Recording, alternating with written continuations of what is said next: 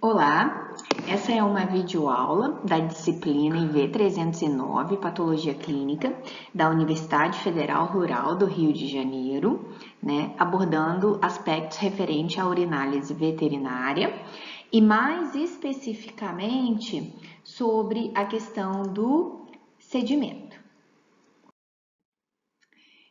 Quando a gente fala em sedimento propriamente dito, se nós lembrarmos, nós estamos nos referindo à última parte do chamado EAS, que é o elementos anormais do sedimento, É aquela parte do exame que vai efetivamente dar uma objetividade daquilo que você suspeita ou que você imagina que possa ter através do exame físico e químico.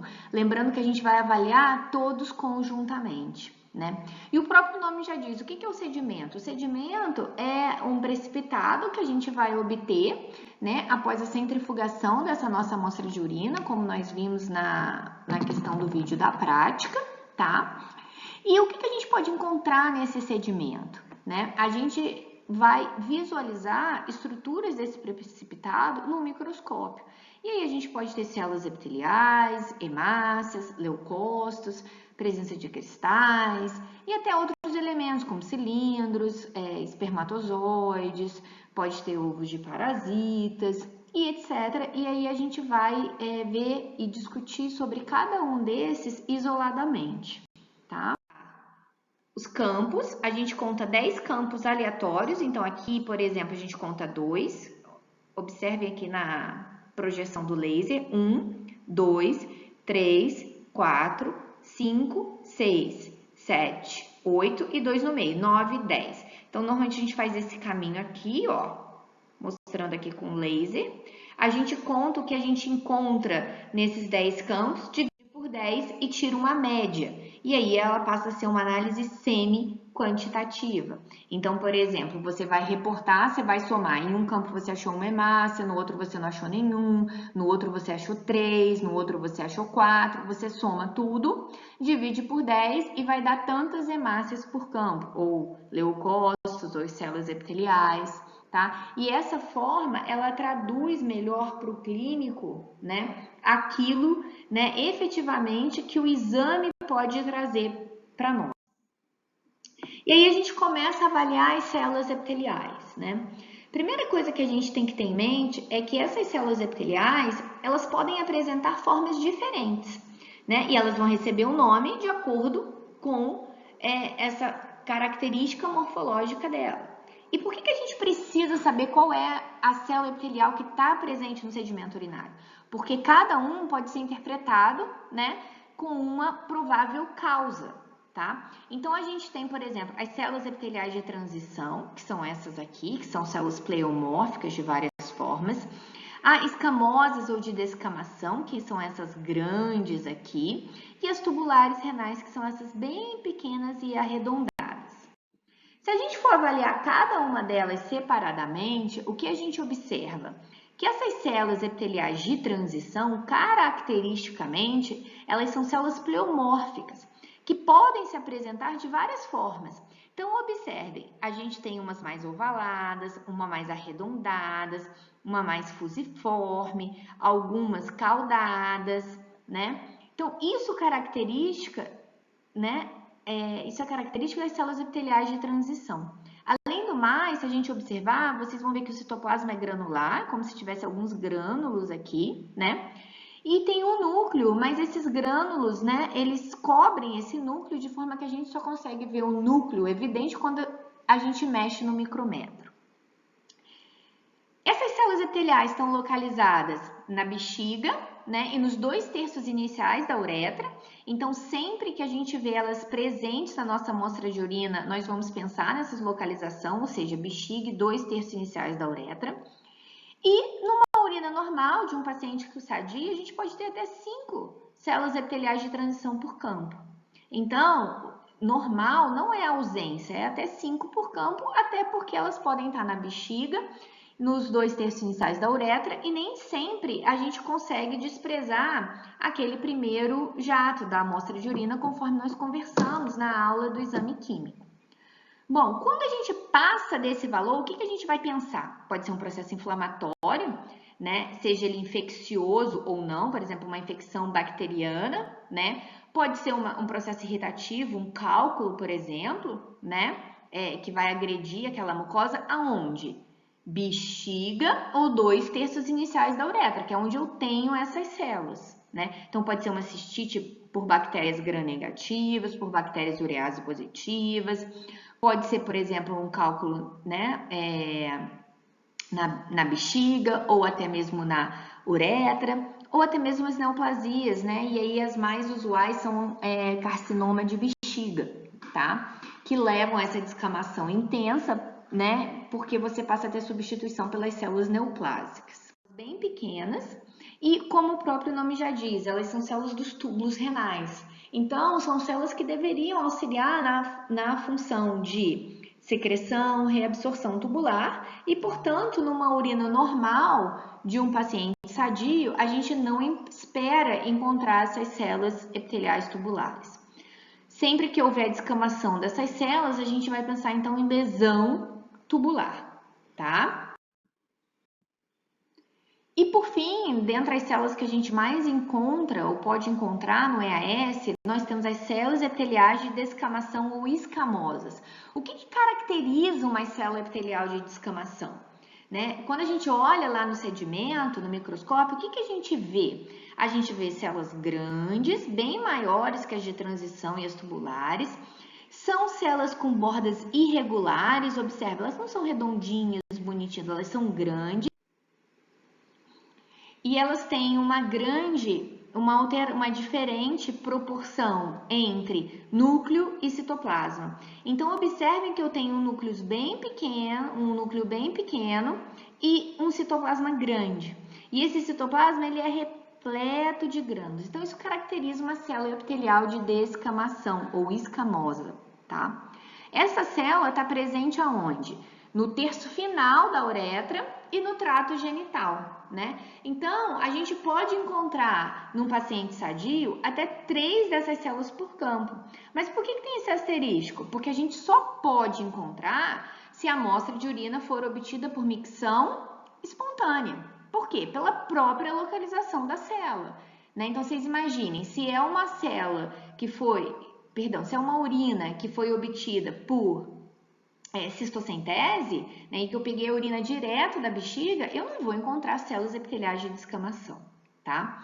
E aí, qual a interpretação que a gente faz? Usualmente, essas células epiteliais de descamação, elas não têm uma correlação direta com interpretação diagnóstica patológica, tá? Usualmente, elas estão presentes quando a amostra é obtida por micção espontânea ou alguma alteração associada ao trato genital, tá?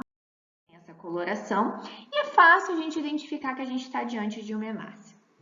O que é considerado normal numa urina? Quando é por micção espontânea, usualmente até 7 hemácias por campo, passagem de sonda até 5 e cistocentese até 3. Esses são valores de referência, né, que usualmente os livros de patologia clínica trazem, os livros de clínica podem mudar um pouco, e aí depende muito do autor e do laboratório que vocês estão trabalhando. Independente disso, quando a gente encontra isso daqui aumentado, a gente vai então determinar isso no laudo laboratorial como hematúria, ou seja, presença de hemácias íntegras na urina. E aí, quais são as causas? E aí a gente começa a lembrar daquilo que nós já discutimos no exame químico. Então, eu posso pensar em processos hemorrágicos, processos inflamatórios, aonde? Seja rim ou pós-renal. Tá? De grãos, porque os leucócitos, né, eles acabam se degenerando, né, quando eles vão para a urina, porque usualmente eles têm que estar, né, no sangue. Então, quando eles migram para a urina e eles estão ali, eles degeneram e aparecem esses grãos. No exame de urina, assim, a gente não consegue identificar se nós estamos diante de um basófilo, eosinófilo, neutrófilo, linfócito, né? Qual o tipo leucocitário? Mas o que a gente sabe? O que é dito na literatura? Que mais de 90% dos leucócitos presentes na urina são neutrófilos, tá? E alguns linfócitos e alguns monócitos. Então, sempre que a gente tiver um aumento acima do valor de referência, como a maior parte é considerado neutrófilo, a gente tem que lembrar que o neutrófilo degenerado, ele recebe o nome de piócito. E aí, se está na urina, ele passa a ser chamada, essa alteração no laudo laboratorial, de piúria, né? Sempre que houver acima do valor de referência, assim como para hemácia, micção espontânea, no caso são 8 por campo, passagem de sonda 5 e cistocentese 3, né? Lembrando que o valor de referência varia de acordo com o autor ou com o laboratório.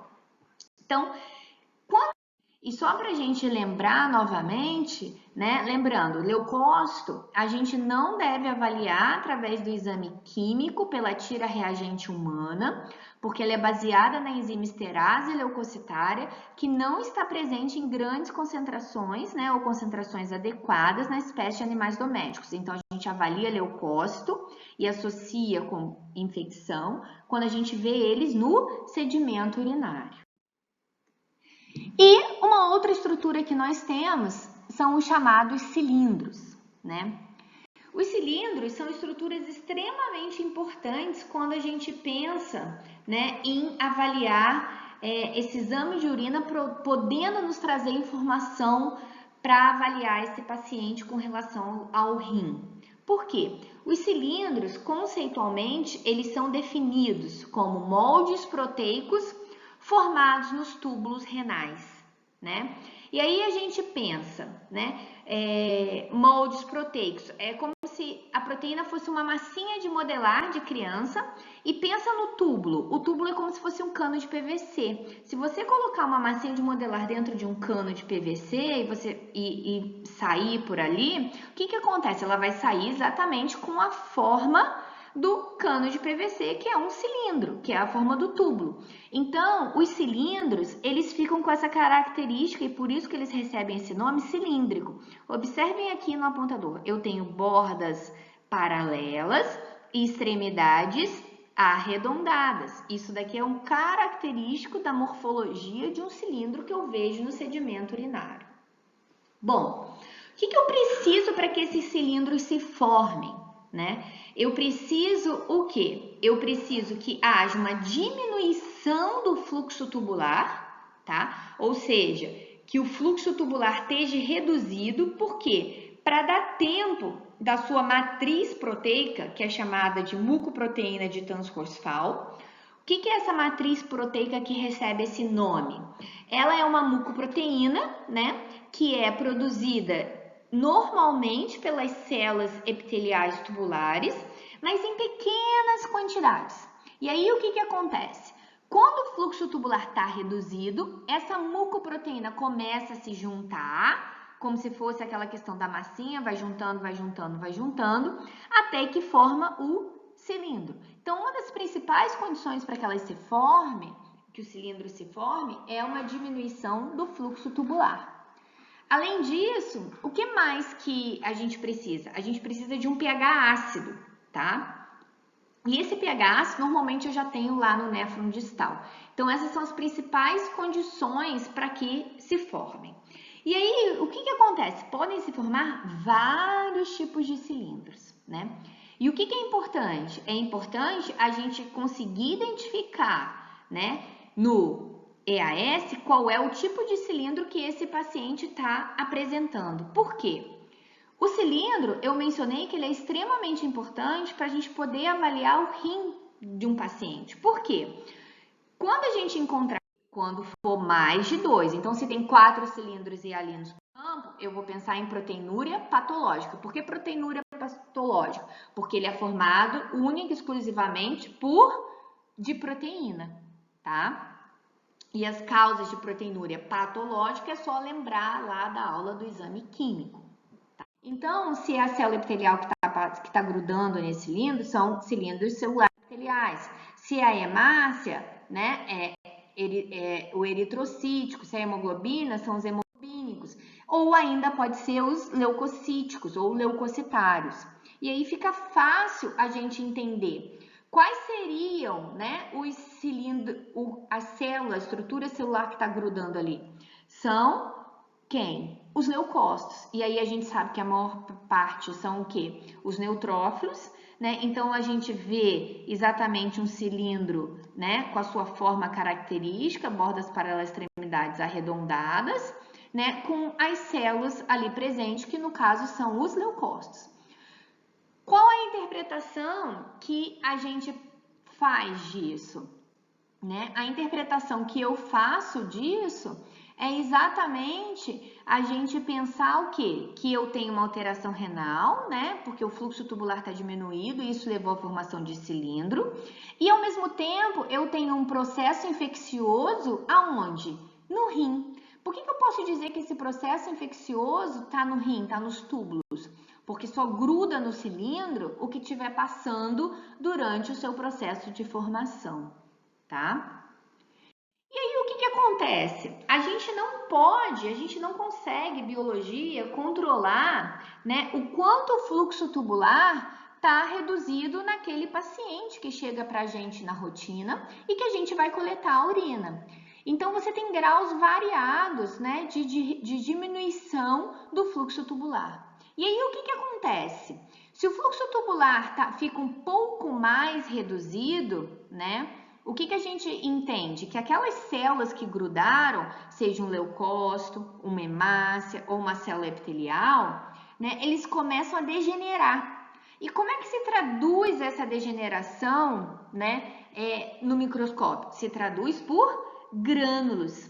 Então, a gente começa a ver cilindros que a gente chama de granulares. O que é um cilindro granular?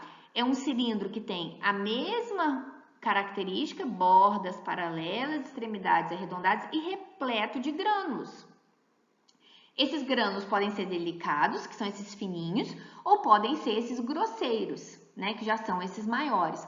Por quê? Aquela célula, né, epitelial, leucócito, hemácia, eles vão degenerando e vão granulando. Inicialmente grânulos grosseiros e depois grânulos delicados. Então, qual a interpretação que eu faço disso? Ora, eu sei que o fluxo tubular está bastante reduzido. Então, já é uma alteração renal que me chama bastante atenção e que merece, com certeza, uma investigação maior por parte do clínico, tá? Particularmente em ferramentas que propiciam, em termos de bioquímica, avaliar esse, tá? Então, aqui a gente tem, de certa forma, um resumo, né? Lembrando que os cilindros são moldes proteicos formados nos túbulos. Quando ele é formado única e exclusivamente por proteína, né, ele fica hialino, né? E à medida que o fluxo tubular vai diminuindo, se tiver alguma outra alteração concomitante, não somente proteinúria, como no caso do cilindro hialino, pode ser os leucócitos, podem ser as hemácias, as células tubulares, elas grudam, né? E aí o que acontece? Se o fluxo tubular fica mais reduzido, essas células degeneram e surgem os cilindros granulares. Inicialmente granulares grosseiros, grânulos maiores, e depois os grânulos o quê?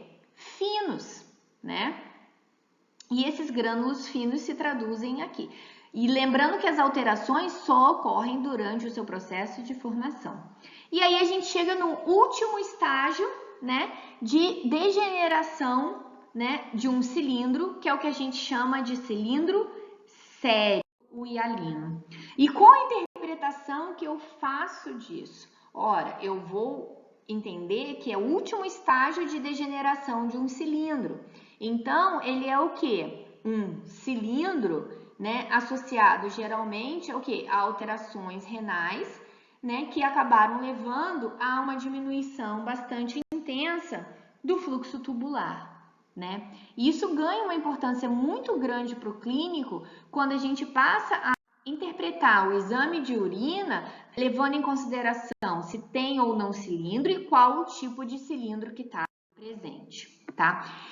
E a biologia, né? As alterações ocorrem dentro do túbulo ainda. Nenhuma alteração ocorre, por exemplo, na bexiga. Então, observe esse cilindro aqui. Eles podem ser mistos.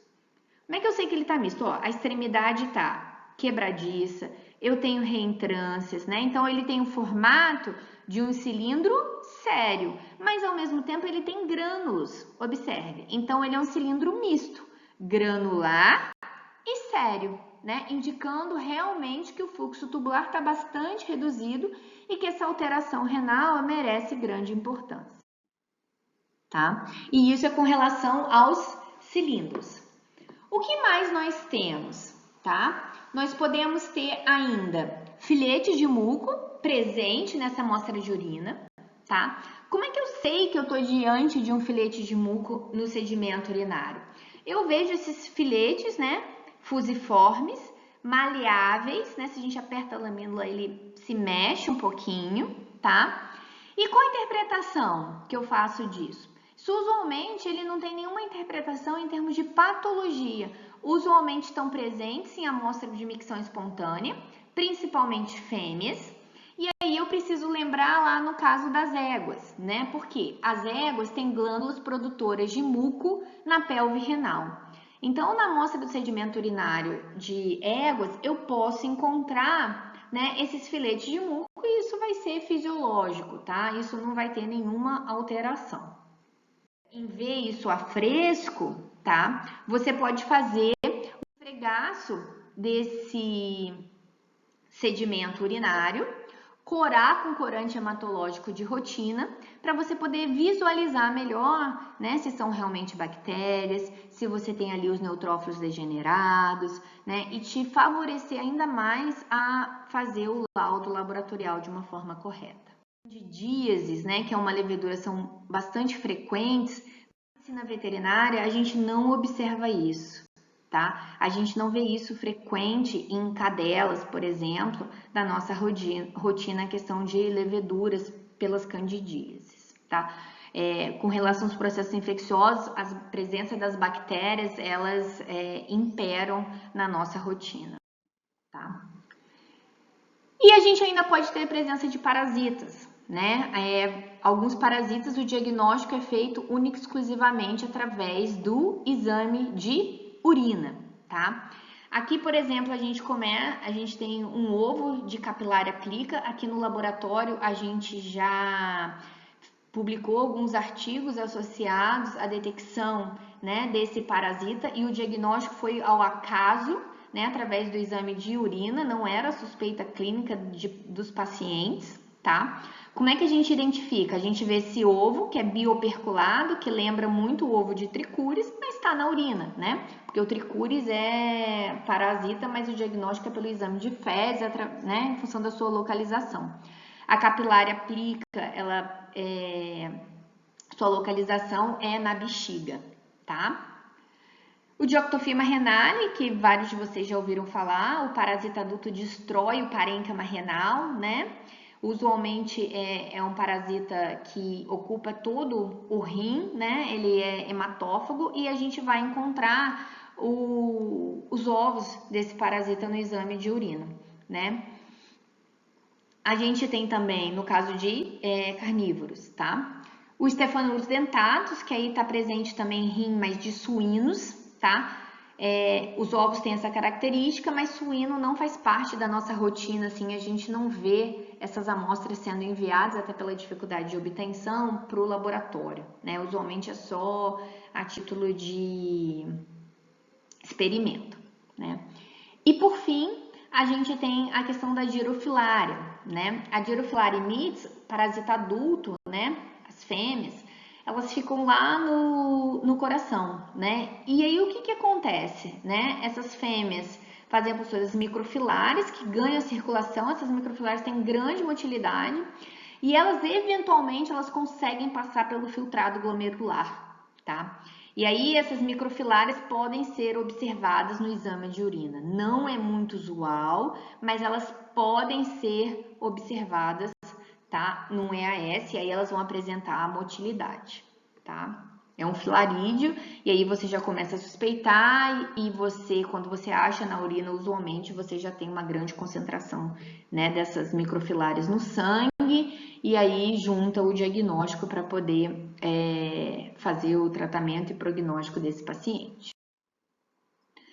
Espermatozoides. Espermatozoides podem estar presentes na amostra de urina, né? A característica morfológica é clássica, né? Tem o flagelo, são estruturas que podem apresentar motilidade, usualmente são observados em amostras de machos, tá?